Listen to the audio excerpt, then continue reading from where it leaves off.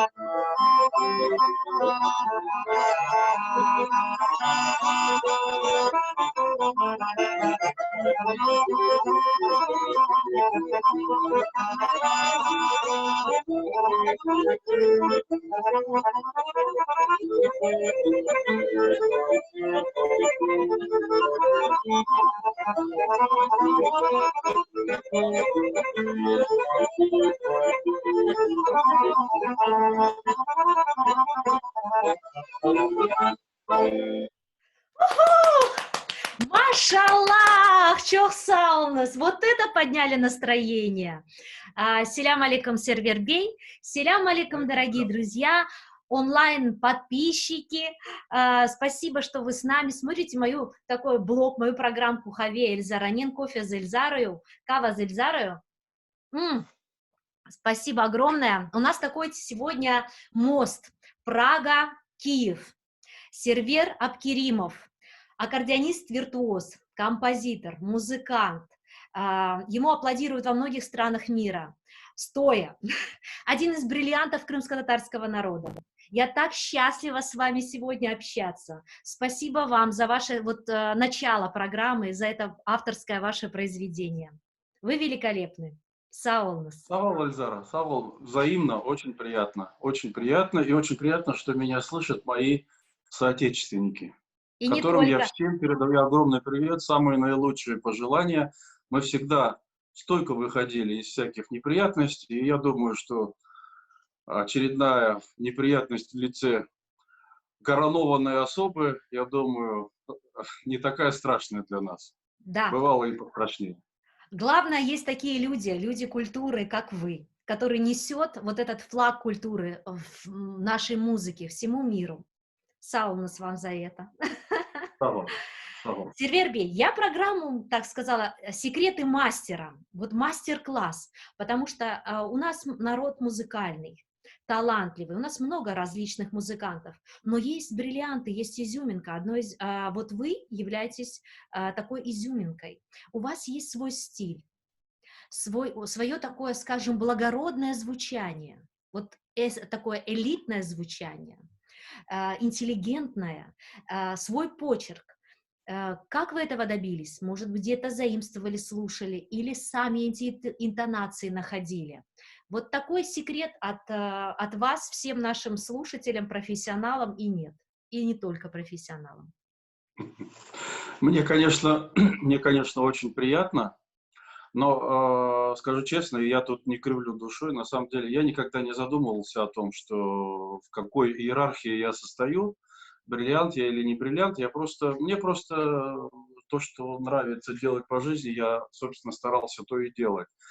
И, естественно, одна из моих так сказать, любовей, да, вот в музыке, моих пристрастий, конечно, это наша народная музыка. Это неисчерпаемый кладезь, откуда можно брать и до конца своей жизни не набраться всех знаний, которые... Потому что мудрость народа, она в любом народе, она всегда неисчерпаема. Вот, и поэтому мне, конечно, очень приятно, что вы меня отнесли к разряду, как вы сказали, Да, да? да, это мое Я, мнение и не только. Мы с вами были ну, в Анкаре, выступали на телеканале ТРТ на государственном.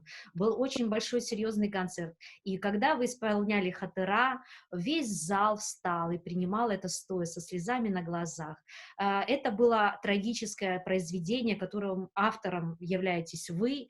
Это было не, ну, просто какое-то, знаете, каждая нота передавала эмоцию вот, событий 44 года. Поэтому я говорю, это мое мнение и всех, кто вас слышал.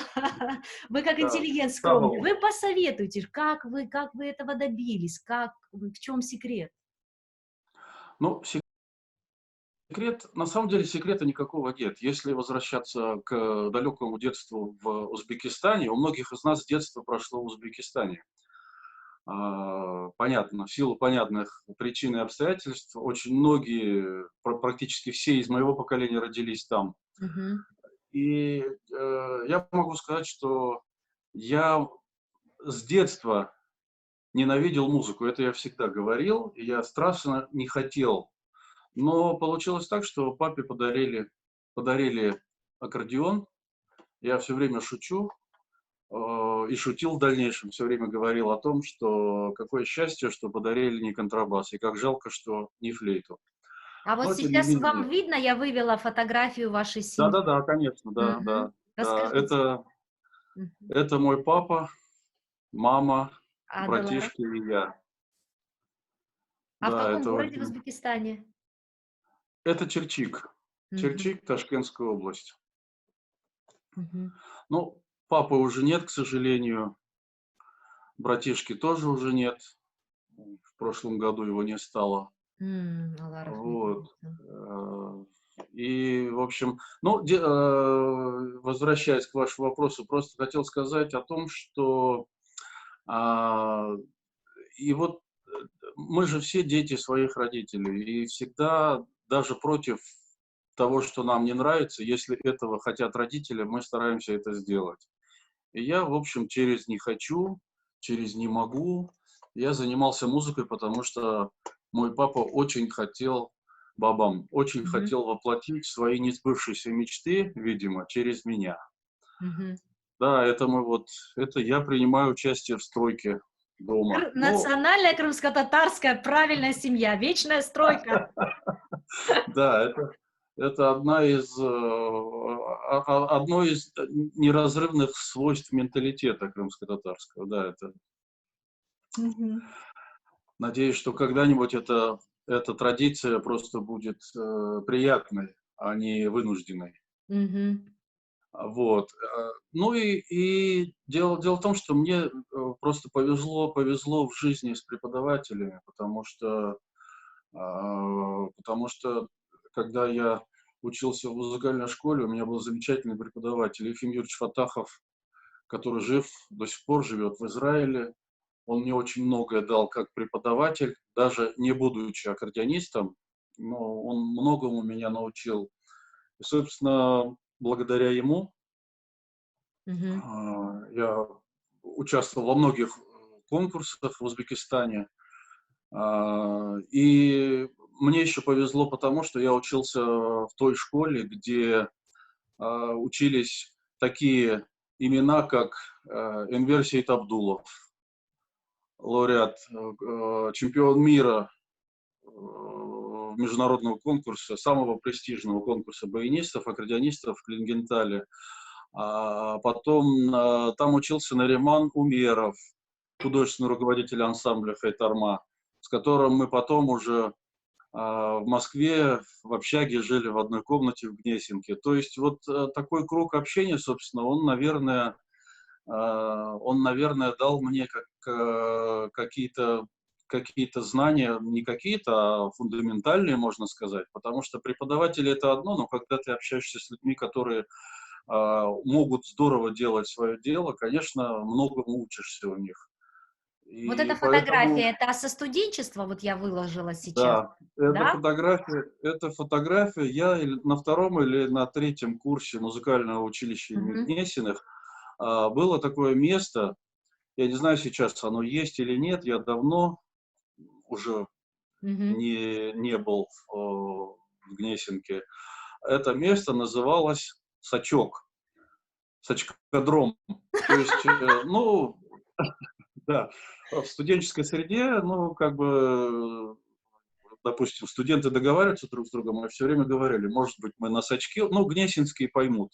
В Мгм. общем, может быть, мы на Сачке встретимся, давай вот во столько-то встретимся на Сачкодроме. Ну и, собственно, вот если был перерыв в занятиях, если там просто выйти, особенно по весне, когда теплая погода в Москве была, вот на этом Сачкодроме все было, уже все места были заняты.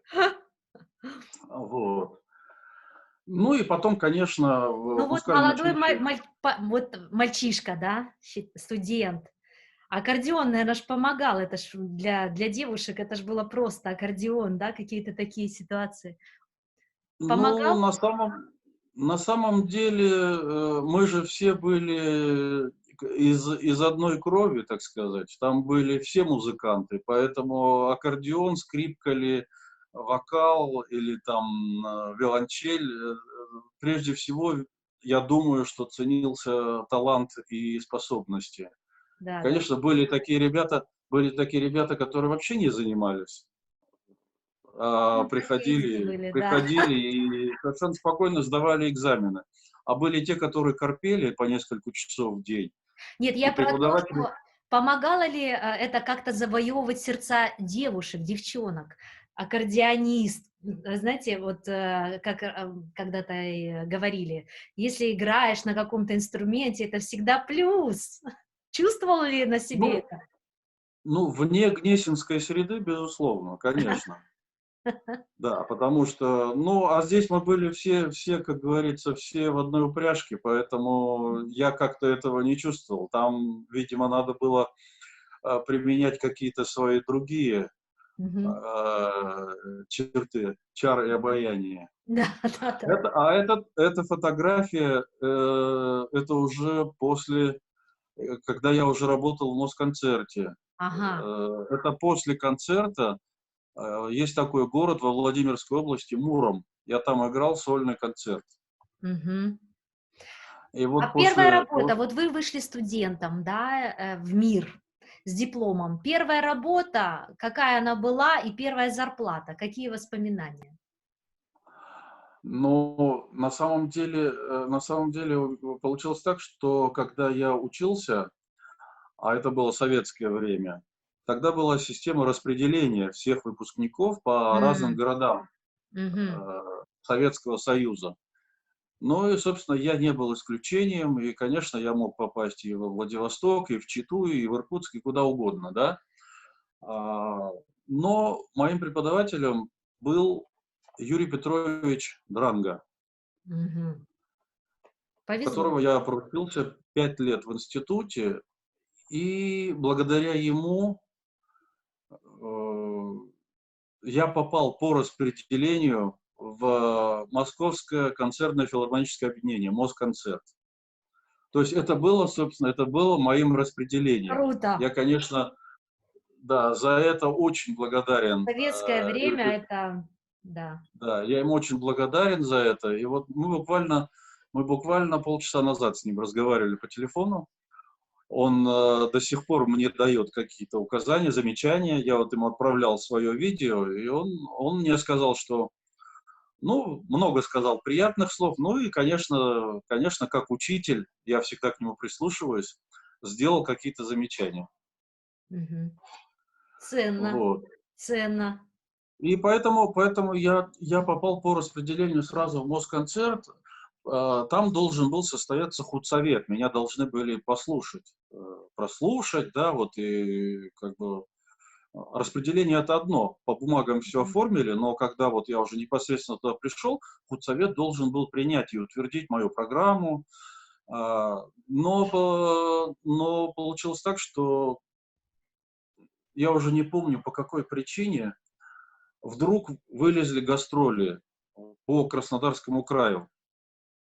Там где-то было концертов 45 сразу. То есть надо было сыграть за 2 недели. То есть по 2-3 в день. Вот. И, собственно, мне так и сказали, что некогда тебя слушать, давай, поехал, все. И я поехал. Вот это было мое первое такое боевое крещение. Конечно, ставки были маленькими, но как бы от количества концертов там получалась довольно неплохая сумма.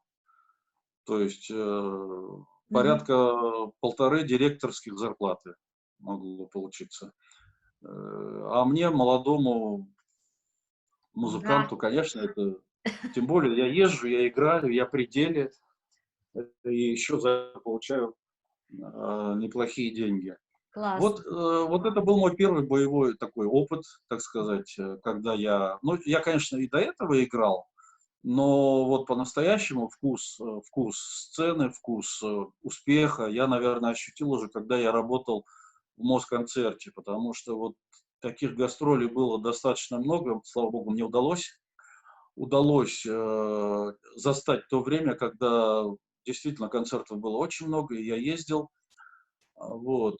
С сольными И номерами тогда уже писал авторскую музыку или тогда вот нет, тогда произведение? я даже об этом и не Мгм. думал. На самом деле это тоже отдельная история, я расскажу. Ага. А, Получилось, дело в том, что когда я ездил, от Москонцерта меня-то и взяли как солиста. Я играл как солист в Мгм. основном. Мгм. Вот. Ну, конечно, 45 концертов, понятно, что это не все концерты были в зале филармонии, там были концерты Разные. и в музыкальных школах, На и больших на сценах, малых, и да, и на на улице. колхозных полях были, и Да-да-да. на колхозных полях были концерты, и были люди, которые свой восторг выражали по-своему. Ой, как Это понимаю. на своем уровне.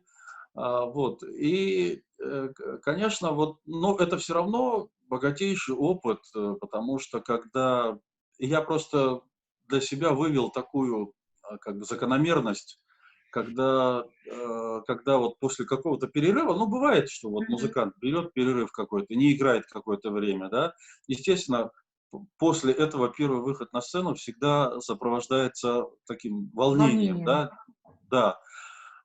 И я вот для себя вывел, для себя лично такую закономерность, что первый концерт, видимо, от того, что я волнуюсь, я могу собраться. Первый концерт у меня, как правило, всегда очень хорошо проходит. Второй концерт — полный провал. Ну, это в моем понимании. А вот Расслабляешься. с третьего концерта уже идет по нарастающей. Ну, можете представить, к 45-му концерту я уже, как говорится, пяткой левой ноги все можно было уже играть и совершенно уже не волноваться. То есть ты уже практически на сцене как рыба в воде. Я предлагаю наше общение чередовать немного музыкой. Это возможно? Любое Да, произведение, конечно, все, что сейчас конечно. вот просто хочется. Мгм. Хорошо. Мгм. Но опять я хотел бы спросить все-таки, какую музыку? Все, что хочешь. Абсолютно. Ага. Все, что хотите, я прошу прощения, да. Я понял. Ну, мы можем и на «ты», собственно. Тут. Ну, уважение, да. Да. Хорошо, хорошо. Я тогда, наверное,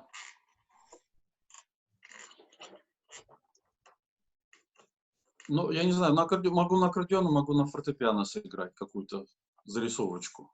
Все, что угодно. Да, хорошо. What's up to you, как говорят американцы.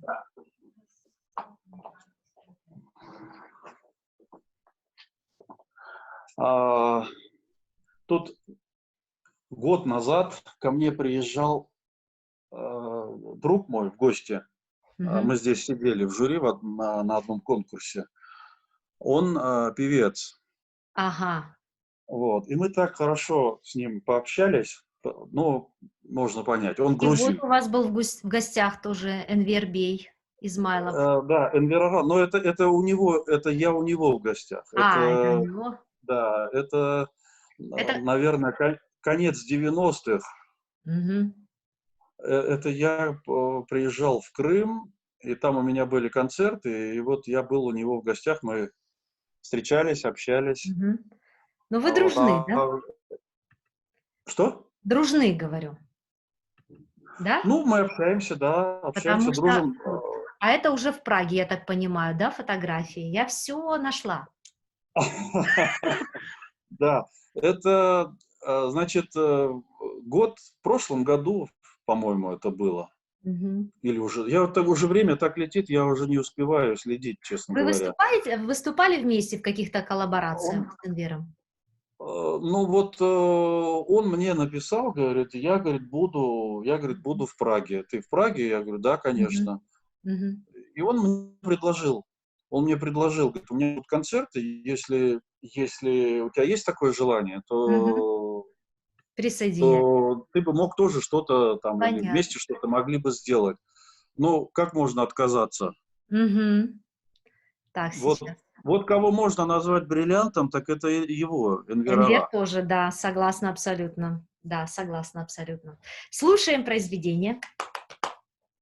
Да, так вот я боюсь только, не Повернуть будет надо ли это... к клавишам как-то, да, если есть возможность. Да, я вот... Все онлайн, все живое. Да, отлично, видно, Да. чудесно, класс. Ну и вот, и просто я тогда какие-то такие зарисовки наиграю просто, да. Я, Мгм. конечно, не пианист, но вот хочется на фортепиано что-то. Мгм. В последнее время, видимо, просто не надо держать тяжесть эту. Но я, кстати говоря, я преподаю фортепиано здесь тоже, в том числе. Мгм. Поэтому, В Праге. да.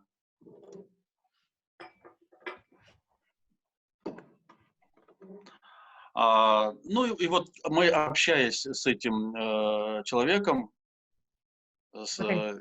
Ираклий Гвенцадзе есть такой. Ну, можно понять, как прошла наша встреча, все-таки грузин, и все это понятно, да? Да. Вот. Да. И он спел свое, естественно, Тбилисо, я его попросил. А он говорит, а ты что-то можешь сыграть? Ну, говорит, на фортепиано. Вернее, мы сидели, он на фортепиано играл, а я говорю, ну, давай я тоже на фортепиано. И вроде как так экспромтом получилось. Вот. Ну, я такой попурри сыграю, коротенькое. Мгм.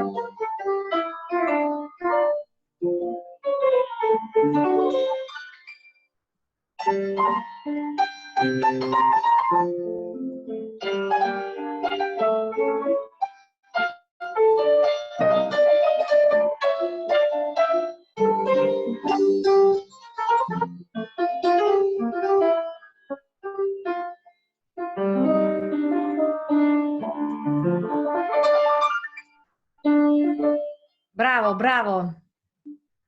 Çok sağ olunuz. Çok sağ olunuz. Ну, такой экспромт. Мгм. Я сейчас хочу поблагодарить, и для кто не знает, сейчас были попурри крымско-татарских мелодий, народных песен, мелодий. Очень красиво, и впервые, на самом деле, Сильвера, я увидела, что вы играете на фортепиано так же хорошо, как и на аккордеоне. Салмас. Я здесь вывела фотографию Сусанна Меметова, коллектив. Я помню эту пластинку, когда она вышла, это прям бум был, потому что очень профессиональный коллектив, профессиональная музыка, грамотно спетые крымско-татарские песни. Расскажите про коллектив, когда это было, как создалась эта пластинка, как вы нашли друг друга? Ну, это все было как раз в то время, когда я учился тогда еще это заведение называлось Музыкально-педагогический институт имени Гнесиных. Теперь оно называется Академия музыки, Российская академия музыки имени Гнесиных. И вот, ну, я привык, знаете, как вот, когда говорят Петербург, вот у меня все равно старое название. Не потому, что я там уважаю Ленина, а просто вот старое название как-то вот, оно все равно у Мгм. меня больше ассоциируется с этим городом. То же самое с Гнесинкой, конечно, я почему-то, вот мне ближе название Музыкально-педагогический институт. И поэтому я говорю музыкально-педагогический институт. Вот как мы все ребята, которые на этой фотографии, они все студенты были студентами музыкально-педагогического института имени Гнесиных. Мгм. Вот, у нас, собственно, вот мы втроем, Эскендер Бекмамбетов, я и Андрей Волохов. У нас был более-менее постоянный состав инструменталистов, а вот Даре у нас менялись ребята. Мгм. Был Владик Окунев, тоже, с которым мы записали на центральном телевидении. Вот, наверное, многие смотрели в то время. Я помню, мне тогда папа позвонил и сказал: сынок, пожалуйста, будь осторожен. Мне все звонят и спрашивают, почему вы ему разрешили, вас посадят в тюрьму за это. Представляешь, это какой год Ну, примерно? ну да.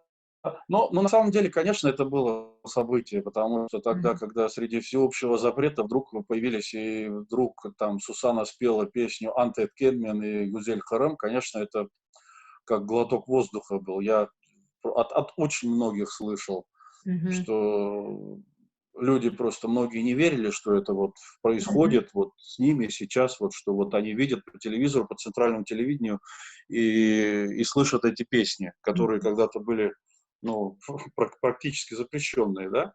В каком году Вот. альбом вышел и каким тиражом? Вот я помню, пластинка у нас дома была, я постоянно слушала. Тираж, тираж был достаточно небольшой, я на самом деле количество не помню, Мгм. потому что я участвовал всего лишь в записи этого Мгм. диска, А в каком году? и ну, я думаю, что это точно год не скажу, но, наверное, 90-й, Мгм. Мгм. 90-й, 89-й. Мгм. Не позже, потому что потом получилось так, что у каждого были какие-то свои дела. Мгм.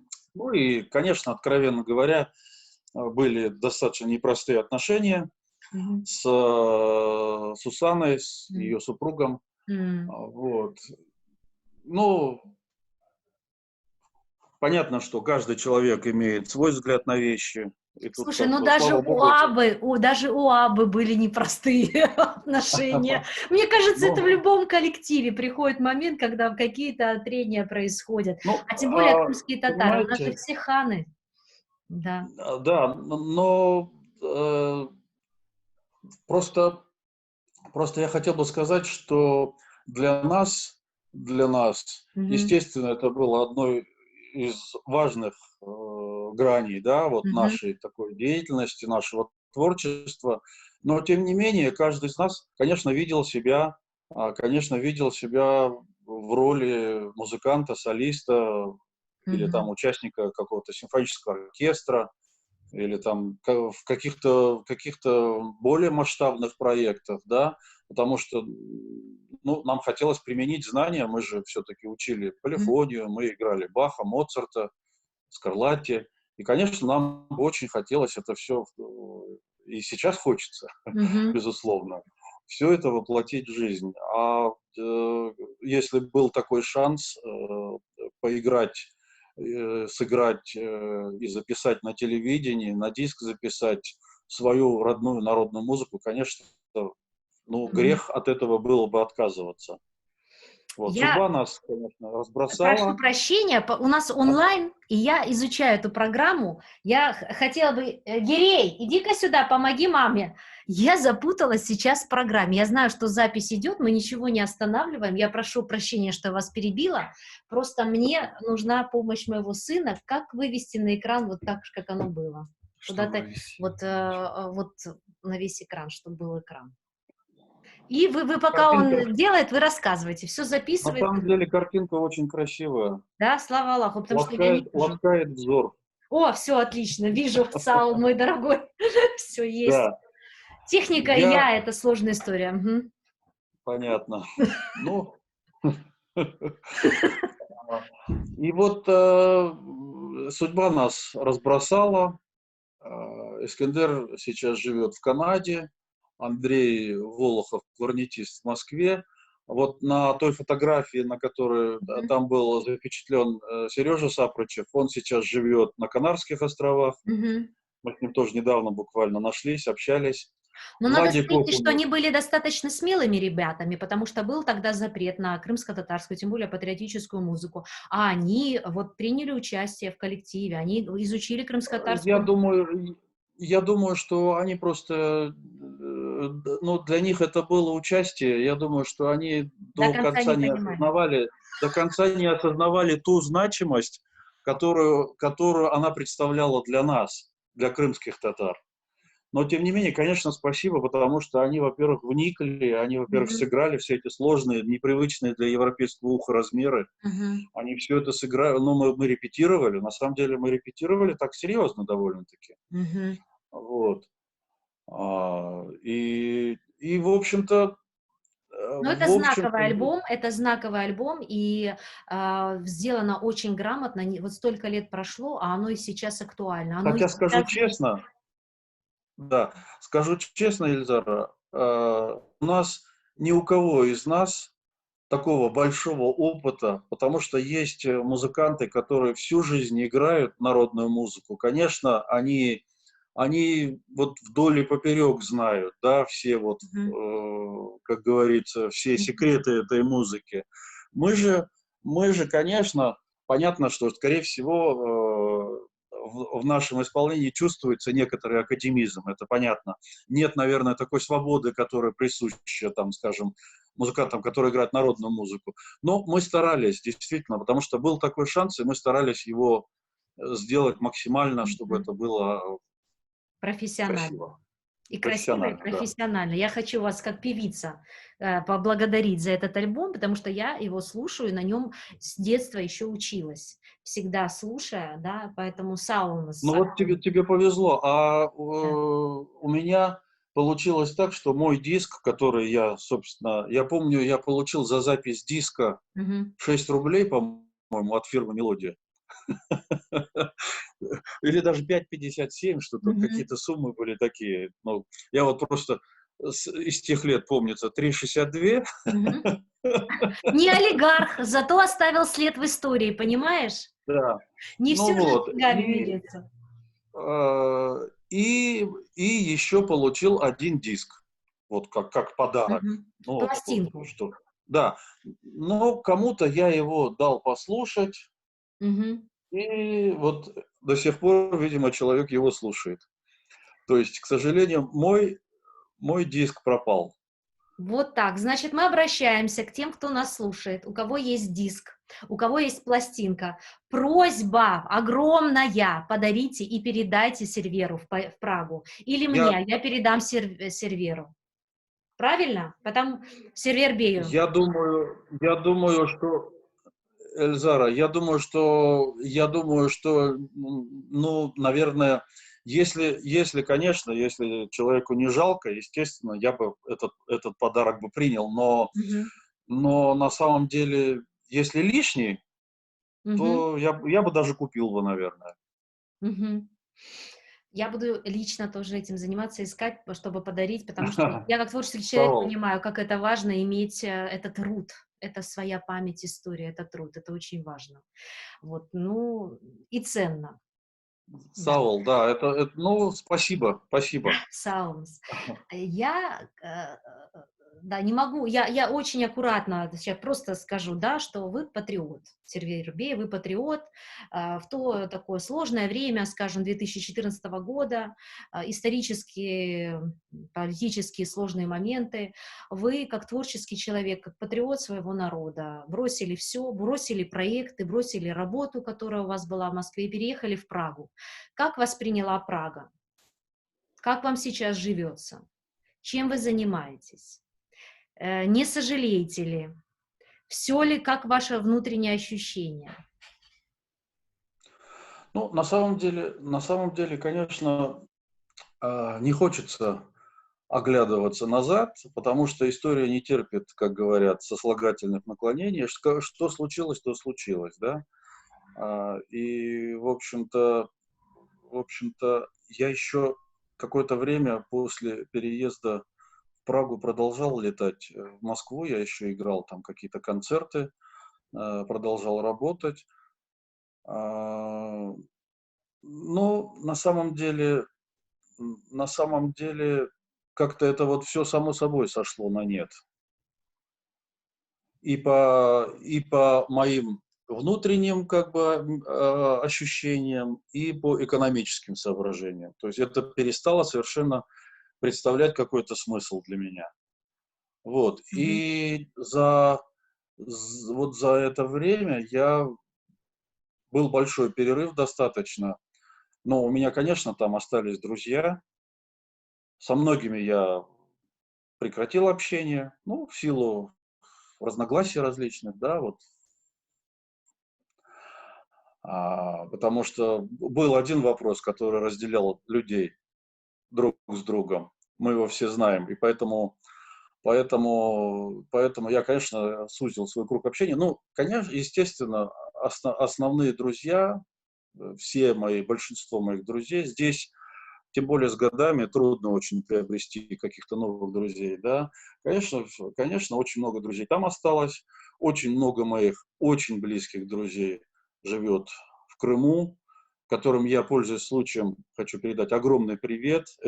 Мы же на самом деле, я вот сейчас сразу, я вспоминаю так вот Мгм. изредка, буду отвлекаться от темы, да, потому что мне посчастливилось год работать в той музыкальной школе, которую я окончил. Я пришел после армии, Мгм. и дело в том, что я не был готов, чтобы сразу поступить в Москву, а, и я год работал в музыкальной школе. Значит, в этой музыкальной школе был такой состав отдела аккордеона баяна. 5 немцев и 5 крымских татар, преподаватели. Прекрасно. Вот. Среди крымских татар, значит, был Энвер Сейтабдулов, Камилов и Базир, очень известный преподаватель в Бахчисарае, который прекрасный мастер аккордеонный, Нариман Умеров, я, был Витя Лоренц, который сейчас живет в Германии, мы тоже общаемся, продолжаем общение. Вот. Да, для наших зрителей, может быть, кто-то известен, кто-то нет, уже, да, я имею в виду по именам, по фамилиям. Да, Да. да, да, да, да. Там- Ну, я просто к тому, что вот, Мгм. вот был такой, и вот этот год тоже, как бы он тоже для меня незабываемый.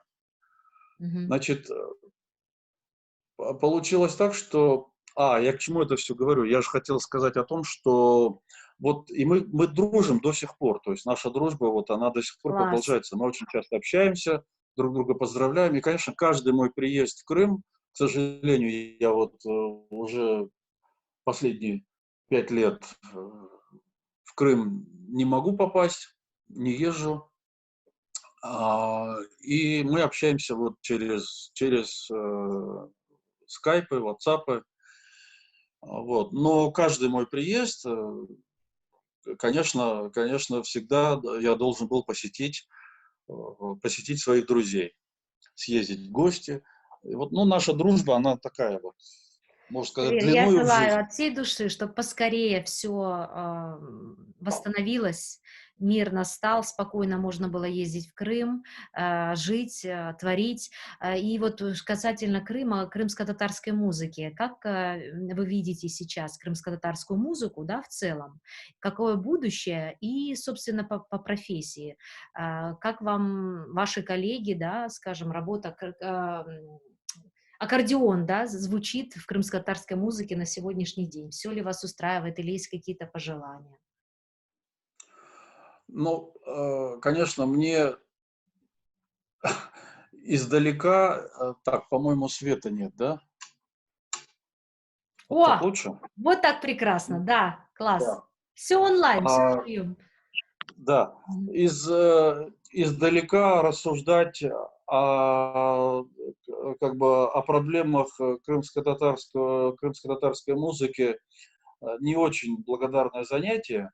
Но я просто хочу сказать, что я, например, вижу только позитив. То есть, вот как ни странно, на мой взгляд, э, именно в музыке, да, в отличие от других сфер жизни крымско-татарского народа, именно в музыке, мне кажется, то есть вот мы всегда были богаты талантами, и я просто радуюсь, потому что вижу, настолько есть талантливые ребята, аккордеонисты, которые за пояс заткнут любого профессионала. То есть, по большому счету, просто вот я реально снимаю перед ними шляпу. Насколько они умело играют, исполняют народную музыку. Единственное, конечно, я, может быть, в этом плане ортодоксален. а, мне кажется, что у многих есть такое чрезмерное увлечение а, музыкой при Балкан. Черноморье. Мгм. Болгарская, балканская, румынская. И вот эти элементы, они вот немножко, я вот не знаю, ну, за последние 5 лет очень многие мне говорили, что сейчас и кавказская музыка начинает преобладать в сознании Мгм. наших К молодых сожалению, людей. да. Вот. Я бы, конечно, я не против, на самом деле должно быть все. Но, как мне кажется, мы должны очень бережно хранить свой фольклор. То есть очень бережно к нему относиться. И в этом смысле, конечно, великое дело сделал Джемиль Кариков, который, ну, то есть во многом, не во многом, а можно сказать, вообще в возрождении именно в аутентичности нашей музыки, вообще наш народ ему обязан, потому что он, собственно, все это дело поднял, Мгм. добыл эти старинные инструменты, которые были, и музыка зазвучала действительно так, как она звучала когда-то там при Крымском ханстве, да, там много-много Да, веков, согласна, кстати, много-много да. лет назад. Вот. Через Ну, потом, прекрасную я, тогда конечно, мог программу. бы назвать еще имена, там, тот же мой друг Рустем Комурджи, который тоже в силу своих возможностей тоже очень многое делает. Кстати говоря, вот благодаря его инициативе, его оркестр, которым он руководит в КИПУ, они исполнили мои произведения «Ана Авасы» и «Хатыру», кстати говоря. Машаллах. Вот. Поэтому тоже, пользуясь случаем, хочу выразить благодарность. Ну, я ему и так говорю, мы общаемся, но как бы теперь вот хочу это сказать во всеуслышание. Вот. Собственно, в общем-то, вот резюмируя, да, я бы хотел сказать, что, конечно, у меня больше позитивного Мгм. в восприятии того, Всё что встало. творится вообще на музыкальном пространстве, да, крымско-татарской музыки. Ну, единственное, вот эти вот какие-то опасения есть, да, что увлекаться, я тоже увлекался и балканской музыкой, и французской музыкой, но но считаю, что Аккуратненько, совершенно согласна. да, да. Основа должна быть аутентичная мелодия, наши ходы, мелизмы, все это надо сохранить. Абсолютно согласна и ну, полностью вас поддерживаю. Сервербей, я хочу вас поблагодарить еще раз. Хочу напроситься еще на хаве с вами в онлайн через некоторое время, уже конкретный мастер-класс, чтобы вы все-таки рассказали секреты какие-то такие, знаете, музыкальные, да, поведали. Вот, это раз. Во-вторых, хочу сказать, что вас очень любят и уважают. Мои коллеги, крымские татары в целом, весь народ. Многие музыканты говорят, вот аккордеонист тут в Киеве, Шевкет Зморка говорит, так это ж мой учитель, я ж, говорит, на нем учусь, вы для многих являетесь примером. Ну, Вот, начнем поэтому... с того, что он мой племянник. даже вот так, да. Но не только он, я сейчас не буду всех перечислять, список длинный. Шевкет очень Аласа талантливый. Лохверсон, Шевкет молодец. приезжайте в Киев, вот, я вас всегда буду рада С видеть. удовольствием. С Да. удовольствием. Если меня позовут, я приеду с удовольствием. Кстати, вот это самое сейчас такой, давайте отправим месседж, если кто-то организовывает уже после всех вот этих, да, этих сейчас нюансов с карантинами, это все закончится, все будет хорошо, фестивали, концерты, обязательно приглашайте меня и Сервербея. Лучших. Супер, Да. супер. Все, я благодарю от всей души, от всего сердца. Спасибо огромное. Sağ Сау. ol Elizabeth. Sağ ol. Сау.